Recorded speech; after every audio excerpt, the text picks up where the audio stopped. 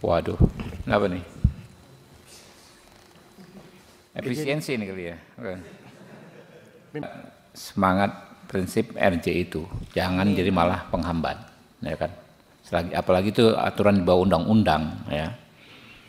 Dan kita kan di sini mendapatkan mandat dari rakyat, ya, di mana keputusan atau rekomendasi DPR itu juga memiliki kekuatan hukum yang harus diikuti oleh siapapun juga. Ya, nanti kita bicara rekomendasi seperti apa, mungkin Pak Inca yang bisa kita keluarkan hari ini. Kan kita berlomba dengan waktu ini. Sambil tetap akan kita agendakan memanggil para aparat penegak hukum terkait untuk waktu yang tidak terlalu lama di minggu-minggu depan mungkin. Ada teman-teman lagi mau kasih? Ya, silakan Pak. Ini dulu Pak Sinaga. Setelah itu langsung Pak Rikwanto ya Pak. Waduh, kenapa nih? Efisiensi ini kali ya. Pimpinan. Ya, silakan. Jadi setelah kita menyimak daripada persoalan ini, sesungguhnya saya melihat ada beberapa kekacauan dalam proses hukum. Karena sesungguhnya perkara ini sudah ada putusan Prapit beberapa bulan yang lalu. Tersangka dimenangkan Prapit, tapi polisi penyidik membuat laporan baru lagi, SPDP baru lagi, berita acara dan tersangkanya itu juga. Ini aneh.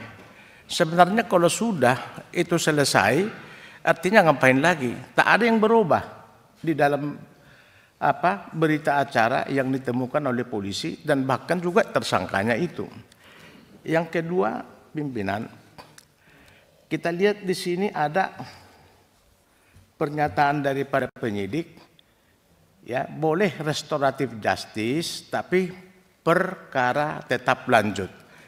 Ya namanya restoratif justice itu adalah mengembalikan kepada semula, artinya berdamai, tidak berproses hukum lagi. Itulah yang kira-kira yang sesungguhnya arti daripada restoratif justice. Jadi tidak ada ini berproses lalu ini bisa diapakan, itu bukan namanya restoratif justice. Alangkah baiknya pimpinan kalau boleh kita panggil saja para penegak hukum dulu tentang kebijakan mereka ini mengabaikan apa yang sudah diprakarsai atau yang sudah disepakati oleh para pihak, baik juga ya pelapor maupun terlapor. Itu mungkin saran dan pendapat supaya ini terang benderang bisa kita berikan satu kesimpulan atau juga masukan terhadap penyelesaian kasus ini. Saya kira demikian pimpinan. Makasih. Ya, ada lagi? Izin menambahkan pimpinan. Pak Rikwanto dulu, Pak ini ya, Pak. Bentar Pak. Ya. Makasih pimpinan. Saya cuma mau penegasan aja. Ini kan intinya ingin segera aset dikembalikan ya. Nah, dengan adanya proses hukum ini, artinya aset mengikuti proses hukum. Artinya nanti tunggu putusan pengadilan. Dan aset dikuasai pengadilan kan. Baru selanjutnya bagaimana membalikannya, apakah proses lelang ataukah proses yang lainnya, begitu. Ini dirasakan sangat lama. Demikian ya. Nah, kaitan dengan restoratif justice, ini restoratif justice yang seperti apa kita juga nggak tahu, apakah kaidah-kaidah hukumnya dipenuhi sehingga kok bisa diabaikan ya. Ini juga kita perbaiki. Mungkin saran itu aja Pak Ketua. Jadi perlu diundang lagi penegak hukum yang dimaksud. Terima kasih. Pak, tambahan Anda relevan nggak dengan yang disampaikan? Izin menambah pimpinan dari pihak SMI pimpinan. Ya, mana? Izin menanggapi penegasan sedikit Pak Hinsa mengenai 3 orang yang DPO tersebut. Kuasa kami penuh Pak melakukan segala proses yang mana menguntungkan pihak klien kami. Terima kasih Pak. Oke. Pak Nasir Jamil.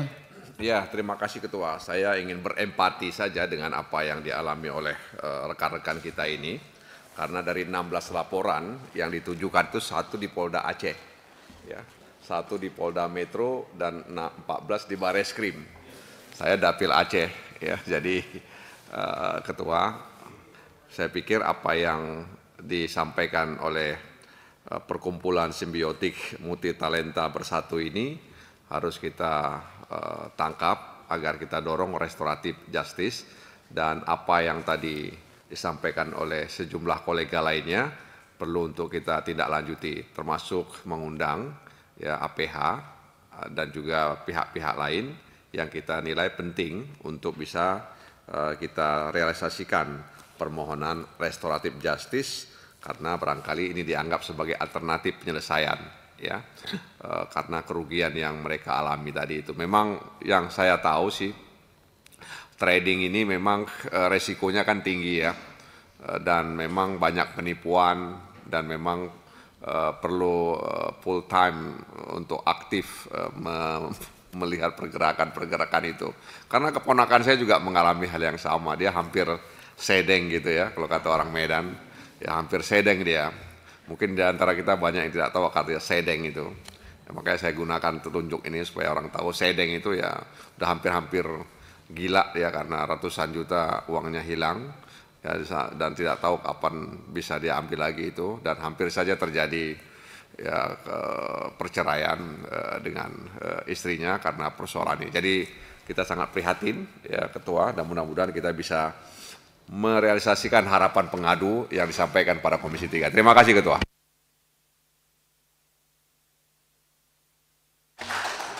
Ya, ini ditangani di Tipit Eksus ya sekarang ya, di polisinya ya. Kejaksaannya apa?